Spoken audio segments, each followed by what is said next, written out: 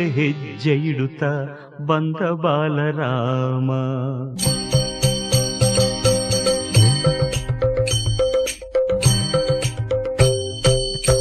ಹೆಜ್ಜೆ ಮೇಲೆ ಹೆಜ್ಜೆ ಇಡುತ್ತ ಬಂದ ಬಾಲರಾಮ, ಹೊಂದ ಗೆಜ್ಜೆ ನಾದದಿಂದ ಮೋದ ತಂದ ರಾಮ. ಯಾರ ಪುಣ್ಯವೋ ಯಾರ ಭಾಗ್ಯವೋ, ಯಾರ ತಪಸ್ಸಿನ ಫಲದ ರೂಪವೋ,